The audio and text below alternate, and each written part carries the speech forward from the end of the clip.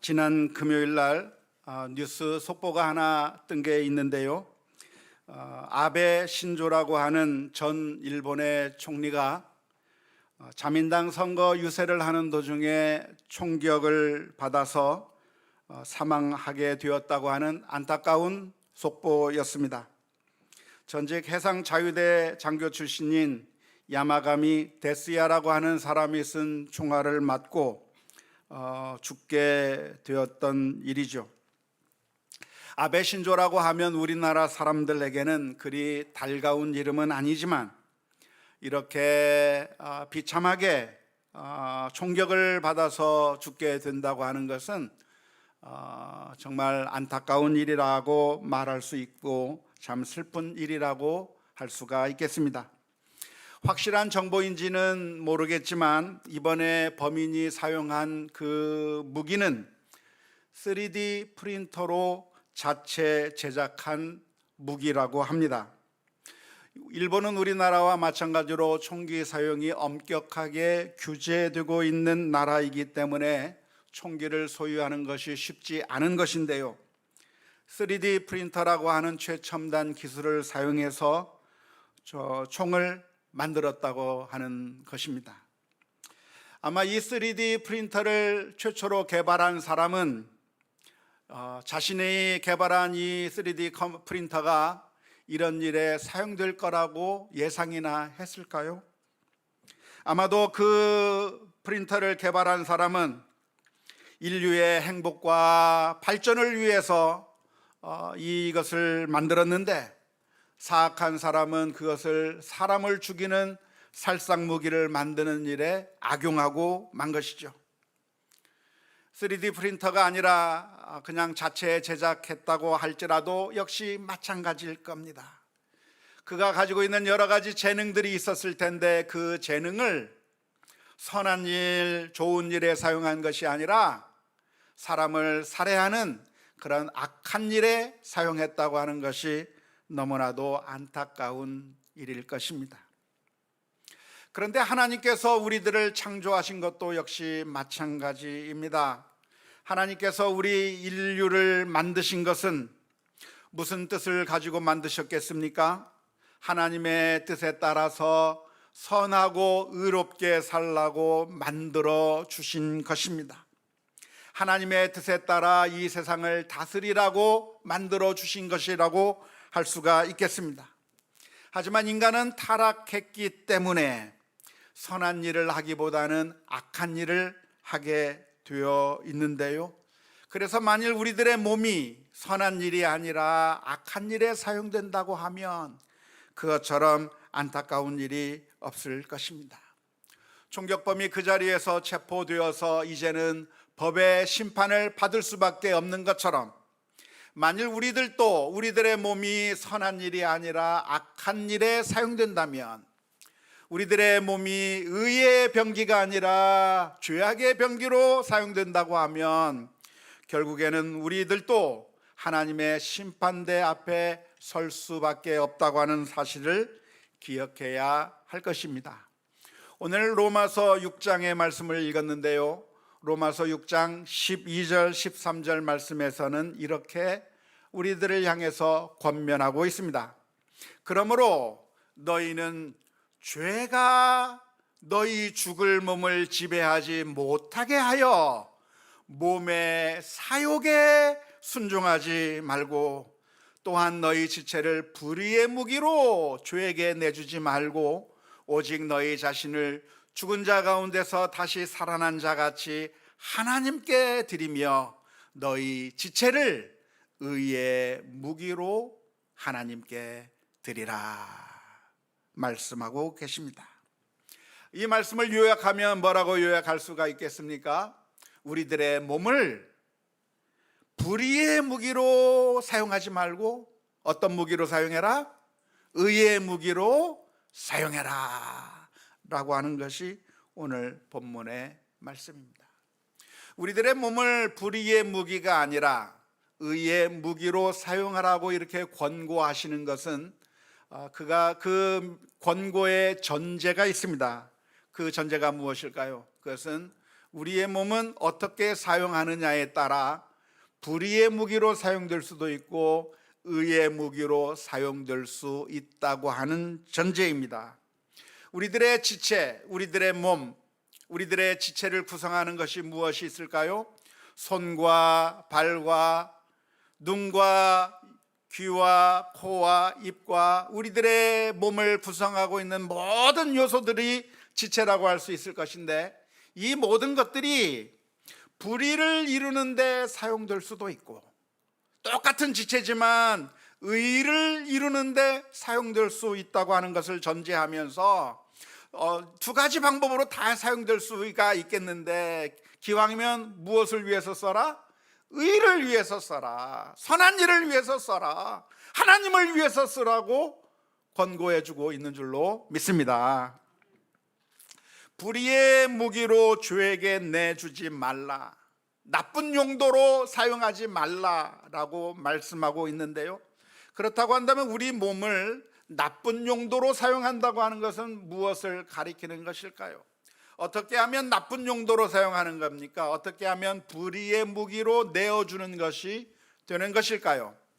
6장 12절 말씀에 보면 이렇게 표현하고 있습니다. 그러므로 너희는 죄가 너희 죽을 몸을 지배하지 못하게 하여 무엇에 순종하지 말고 몸의 사욕에 순종하지 말라, 그렇게 가르쳐주고 있습니다. 다시 말하자면 우리 몸에 사욕이 있는데요, 우리 사욕이라고 번역된 것을 다른 말로 표현하면 정욕, 욕망, 욕구, 이런 걸로 다른 말로 표현할 수가 있겠습니다. 다시 말하자면 우리의 몸을 욕망에 따라 살지 말라, 우리의 욕구에 따라 살지 말라. 욕망에 내주어서, 갈망에 내주어서, 우리가 정욕에 우리들의 몸을 내주어서 그렇게 정욕이 이끄는 대로, 우리들의 욕구가 이끄는 대로 살아가서는 안 된다. 그렇게 하게 된다고 하면 우리가 불의의 무기로 사용하는 것이 되는 것이라고 가르쳐주고 있는 것입니다. 자, 여기서 우리가 한번 질문을 던져야 합니다. 우리가 욕망을 따라 산다, 욕구를 따라 산다고 하는 것은 무엇을 의미하는 것일까요? 내게 있는 그런 욕구가 있고 그런 욕구를 충족시키기 위해서 사는 것은 악하다고 하는 뜻일까요? 내게 있는 그런 욕구를 충족시키기 위해서 노력하는 것은 아주 불의한 것이라고 오늘 성경은 말하고 있는 것일까요? 많은 사람들이 그렇다고 생각을 합니다. 특별히 종교들, 불교를 비롯한 이 세상에 존재하는 많은 종교들에서 가르치고 있는 바가 무엇이냐면 욕구 자체가 나쁘다는 겁니다. 우리 인간에게는 욕구라고 하는 것이 있는데 그 욕구, 욕망, 욕심, 나의 정욕, 나의 갈망, 이런 것들이 있는데 그러한 욕망에 따라 우리가 살게 되면 결국 고통스러울 수밖에 없다. 내가 어떤 욕구가 있어서 그 욕구를 채우기 위해서 산다고 한다면 결국 고통스러울 수밖에 없고, 욕구를 따라 사는 것은 나쁜 것이기 때문에 그런 종교들에서는 무슨 이야기를 하냐면 욕구 자체를 없애버려야 한다고 말을 합니다. 욕구를 없애버려라, 욕심 자체를 지워버려라. 내 마음 가운데 어떤 갈망이나 욕심이나 욕구, 이런 것들을 다 내어버려야 되는 것이고, 욕심 없이 살아가는 것이 가장 고상한 것이다. 우리들의 마음 가운데 아무런 욕심 없는 삶, 아무것도 바라지 않는 삶, 아무것도 갈망하지 않고 그냥 초연하게 살아가는 것이 가장 고상한 것이라고 이 세상의 모든 종교들은 이야기하고 있습니다. 특히 불교에서 그렇게 이야기를 하는 것이죠. 그래서 아무런 욕심이 없이 살아가기 위해서 무엇을 선택합니까? 산속으로 들어가는 것이죠. 가족들과 함께 살면 자꾸만 욕심이 생기니까, 갈망이 생기니까 그러니까 그런 욕심이, 나의 욕구가 나를 힘들게 하기 때문에 그런 욕구를 내어버리기 위해서 가족을 내버리고 산속에 들어가 버리는 겁니다.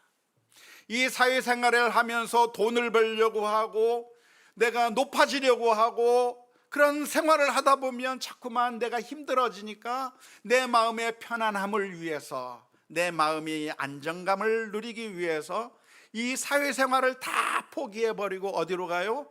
산속에 들어가는 것이죠. 산속에 들어가서 그저 소식을 하면서 욕심 부리지 않으면서 자연을 벗삼아 그저 여유 있는 삶을 살면서 나긋하게 그저 자연을 즐기면서 그렇게 사는 것이, 그렇게 욕심 없이 살아가는 것이 가장 고상한 일이라고 가르쳐 주는 것이 그게 불교식 영성이고 다른 모든 종교들의 영성이라고 할 수가 있겠습니다. 그래서 우리 일반인들이 그렇게 불교식 영성을 추구하는 사람들을 보면 고개가 숙여져요. 왜냐하면 우리들은 이 세상에서 좀 더 많이 갖기 위해서 아웅다웅거리고 있고, 우리는 좀 더 명예를 얻기 위해서, 사람들의 인정을 받기 위해서 그렇게 싸우고 있고, 내가 더 많이 가지기 위해서 분투하고 있는데, 그런데 이런 종교를 가진 사람들은 저 산속에 들어가서 다 욕심을 내버리는 삶을 살고 있는 겁니다. 까짓것 명예 다 내버리고 청사는 날 보고 말없이 살라고 하네. 그냥 자연을 벗삼아서 욕심 없이, 아무런 그런 욕망이 없이, 욕구 없이 그렇게 살아가는 그런 수도승들을 보게 되면 많은 사람들이 감동을 하게 되는 것이죠. 뿐만 아니라 어떤 수도승이 자신이 가지고 있는 모든 재물을 다 버리고, 재물을 다 버리고 오로지 가진 것이라고 하는 것은 그저 옷 한 벌과 바람과 그리고 조금 안에 먹을 것만 있으면 만족해 하면서 무소유의 삶을 산다고 하면 모두가 다 그 앞에서 신선한 충격을 받고 정말 대단한 분이다라고 하면서 존경하는 그런 모습을 보이게 됩니다. 그런데 거기까지예요. 정말 저분은 대단한 분이구나, 저분은 위대한 스승님이시구나, 저분은 정말 대단한 분인데 하면서 거기까지 얘기하고 그 정도 감동을 받았으면 어떻게 해야 돼요? 나도 그렇게 살아야지가 돼야 되는데 그냥 대단한 분이네 하고 끝나는 게 보통 사람들의 생활이죠. 그런 분들을 보면서 정말 존경스럽다고 말을 하기는 하지만, 그러나 내가 그렇게 살고 싶지는 않은 것입니다. 그게 보통 사람들의 마음인 것이죠. 예전에 제가 미국에서 목회할 때였습니다. 우리 교인의 집을 신방을 한번 했었는데요, 그 남편은 교회를 다니지 않은 분이었고 오히려 불교에 심취한 분이었습니다. 그래서 그 집에 가서 신방도 하고 그분과 대화도 하는데, 그 집에 책꽂이에 책이 한 권 꽂혀져 있었습니다. 무슨 책인가 했더니 법정 스님의 무소유라고 하는 책이었어요. 그래서 자연스럽게 눈길이 가서 이 책을 읽어보셨냐고 물어보고 내용에 대해서 물어봤더니 그 남편분께서 책에 대해서 침이 마르도록 그 책을 칭찬하기 시작했습니다. 이 법정 스님이라고 하는 분이 얼마나 대단한 분인지 모른다고 하면서 무소유로 살아가는 것이 행복이라고 말하고 그렇게 입이 침이 마르도록 칭찬을 하는 그 모습을 보았는데요, 그분이 어떤 분이냐면 필라델피아에서 아주 큰 사업을 이룬 분이었어요. 그리고 들리는 소문이 그렇게 꼭 덕스럽지 못한 방식으로 사업을 해서 좀 비난도 받고 하던 분이었는데, 그분은 전혀 자신의 생활을 포기할 마음이 없으면서 계속 그 책에 대해서 칭찬하는 그 모습을 보면서 이거 좀 미스테리다.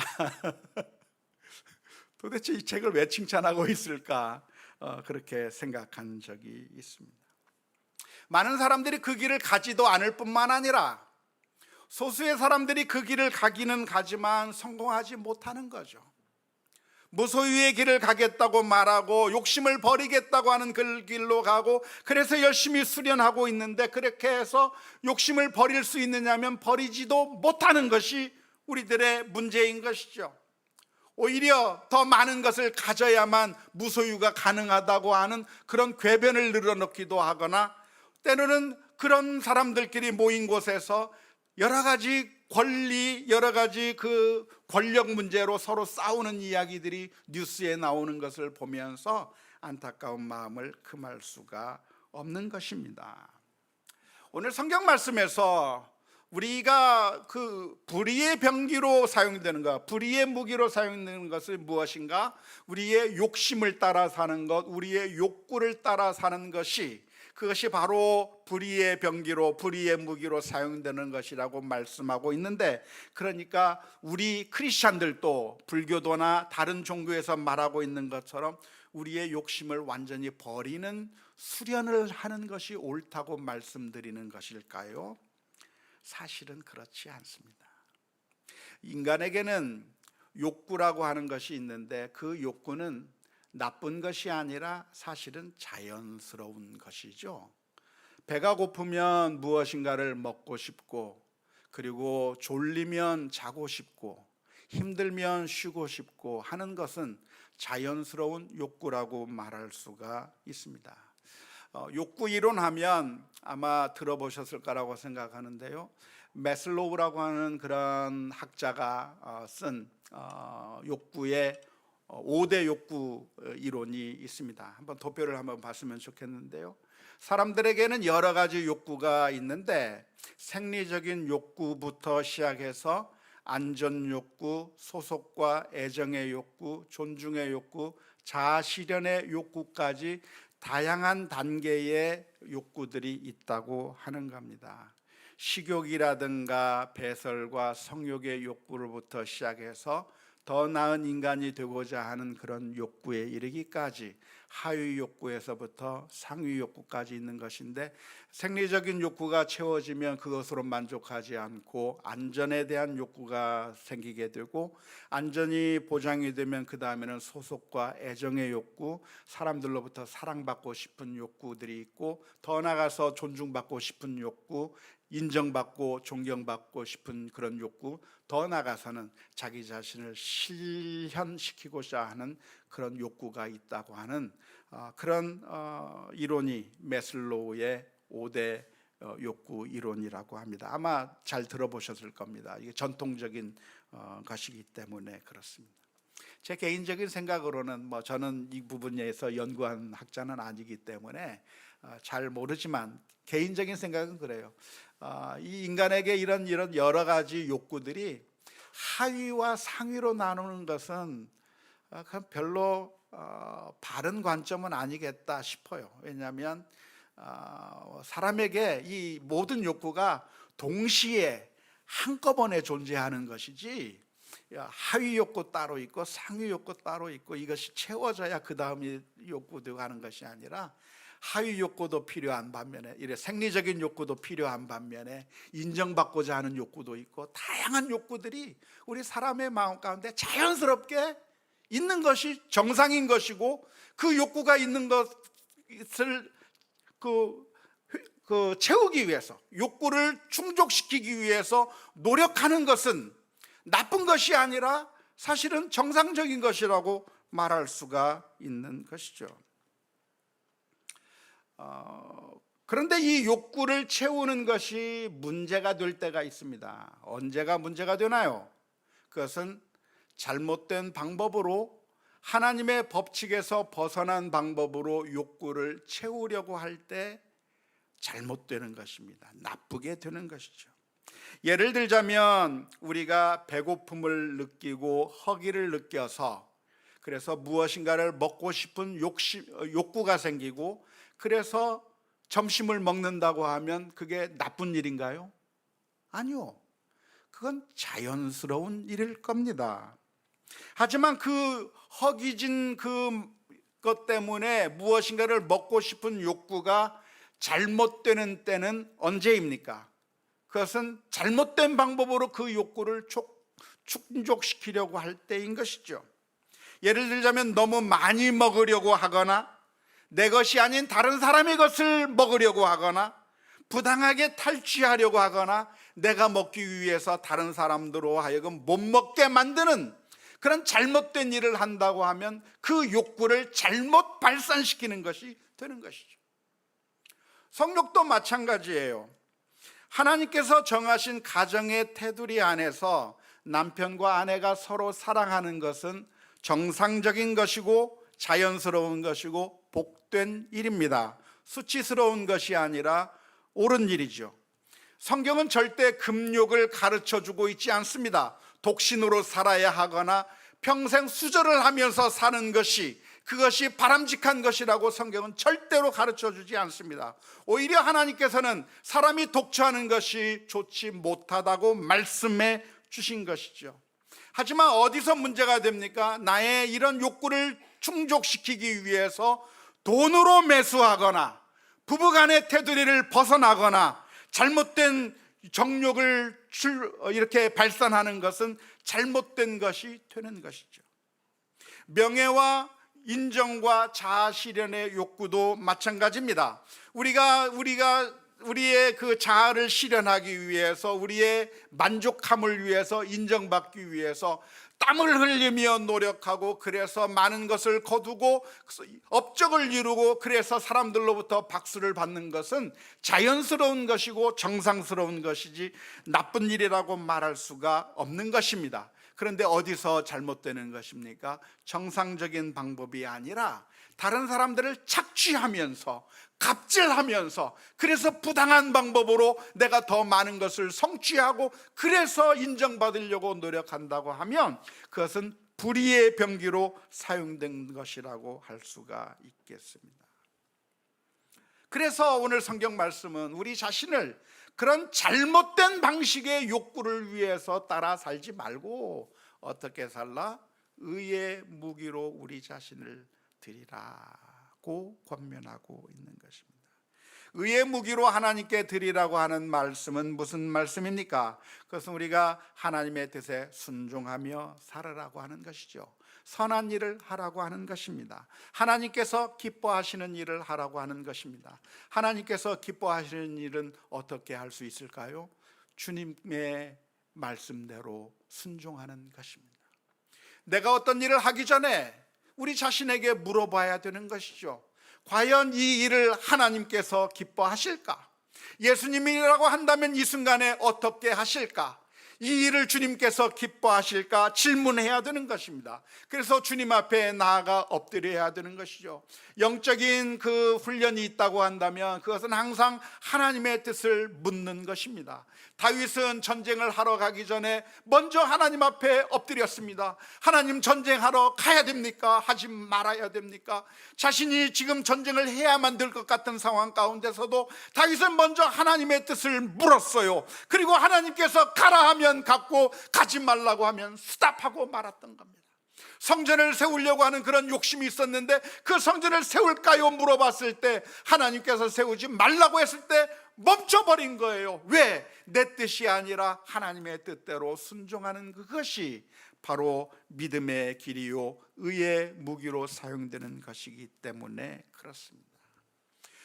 우리들의 몸이 의의 무기나 불의의 무기로 사용될 수 있다고 하는 이야기는 그 중간지대가 없다고 하는 것을 의미합니다. 우리는 흔히 생각하기를 내가 의의 무기로 사용되지 않으면 그냥 아무데도 사용되지 않을 거라고 생각하는 경향이 많이 있는데요, 그렇지 않습니다. 우리들의 마음의 왕좌에 누가 앉느냐? 우리들의 마음의 왕좌에는 누군가는 앉게 되어 있습니다. 주님을 나의 마음에 모시면 사탄이 앉지 못하는 것이고, 사탄이 우리들의 마음에 앉아버리면 주님이 앉을 수가 없는 것이며, 우리들의 마음이 빈 마음으로 비어있는 상태가 될 수가 없는 것이죠. 마치 컵에 물을 채우면 무엇이 들어있습니까? 물이 들어있는 것이죠. 그런데 그 물을 비우면 어떻게 되나요? 아무것도 안 들어있는 것인가요? 물을 비우는 그 순간에 무엇이 들어옵니까? 공기가 들어와 차지하고 있는 거예요. 우리들의 마음 가운데 주님이 떠나버리면, 우리들의 마음에 주님을 모시지 않으면 비어있는 것이 아니라 사탄이 우리들의 마음을 장악할 수밖에 없는 것이고 불의의 무기로 사용될 수밖에 없기 때문에 우리는 늘 주님의 뜻에 따라 순종하는 그런 의의 무기로 사용될 수 있기를 위해서 기도하며 나아가야 될 줄로 믿습니다. 어떻게 기도해야 될까요? 주님, 우리들의 눈에 파수꾼을 세워 주옵소서. 우리가 보는 눈이 불의의 무기가 아니라 의의 무기가 되게 하여 주옵소서. 내가 바라보는 것이 부정적인 것 바라보지 않게 해주시고, 남의 잘못을 바라보지 않게 해주시고, 나쁜 것 바라보지 않게 해주시고, 사람을 볼 때 이 눈이 선한 것을 보게 해주옵소서. 장점을 보게 해주시고 긍정적인 것을 보게 해주옵소서. 기도하며 나아가야 될 줄로 믿습니다. 우리의 손을 위해서 기도한다고 한다면 주님, 파수꾼을 우리들의 손에 세워주셔서 이 손으로 탐욕적이고 악한 일을 하는데 사용되지 않게 하시고 선한 일, 다른 사람을 도와주는 일, 연약한 자들에게 도움을 주는 일, 주님께서 원하시는 선하고 좋은 일을 할 수 있도록 주님, 저희들의 손을 사용하여 주옵소서. 기도해야 될 줄로 믿습니다. 우리들의 발을 위해서 기도한다고 한다면 우리들의 발이 죄악의 길로 달려가는 것이 아니라 선하고 의로운 길로 달려가게 해 주옵소서. 우리들의 귀가 불평의 소리, 나쁜 소리를 듣는 것이 아니라 정말 선하고 좋은 소리를 들을 수 있게 하여 주옵소서. 우리들의 입이 사용될 때 어떻게 사용돼야 돼요? 불평하고 비난하고 욕하는 데 사용되는 것이 아니라 칭찬하고 격려하고 감사하고 하나님을 찬양하는 입이 되게 하여 주옵소서. 기도해야 될 줄로 믿습니다.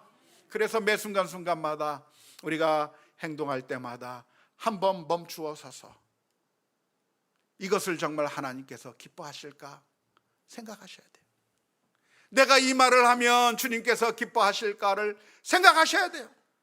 이것이 감사의 말인가, 불평의 말인가, 원망의 말인가, 격려하는 말인가, 사람들을 무너뜨리는 말인가, 세우는 말인가. 우리들의 입술에 파수꾼을 세워달라고 기도하면서 주님 앞에 나아가는 우리 모두가 다 되어야 될 줄로 믿습니다.